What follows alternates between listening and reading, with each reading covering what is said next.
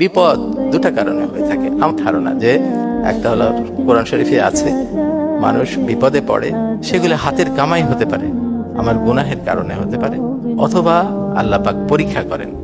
আমি অনেক চিন্তা করে দেখলাম, আচ্ছা যদি আমার গুনাহের কারণে হয়, তাহলে আমি আন্তরিকতার সাথে আমার গুনাহের গুলি বের করা, আমার কি ভুল হয়েছে, ত্রুটি হয়েছে, সেগুলা বের করা এবং সেটা থেকে তওবা করা, ফিরে আসা, এটা।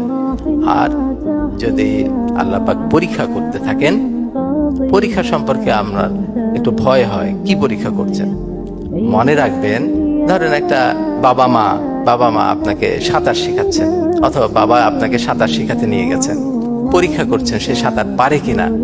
সব সময় নিচে একটা হাত রেখে তারপরে দেখে যে বাচ্চাটা সাঁতার করতে পারে কিনা, সে ডুবে যাবে কিনা। কাজেই যে কোনো বিপদে ভয় না পাওয়া উচিত। আল্লাহ পাক আপনাকে পরীক্ষা করবেন, আপনাকে ধ্বংস করে দিয়ে কখনোই পরীক্ষা করবেন না, নিচে হাত রেখেই পরীক্ষা করবেন।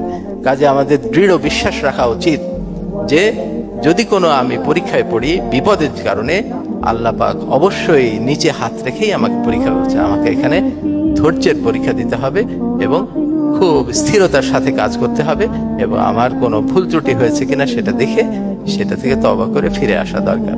অনেক সময় মানুষকে বিপদ দ্বারা আল্লাহ পাক পরীক্ষা করেন।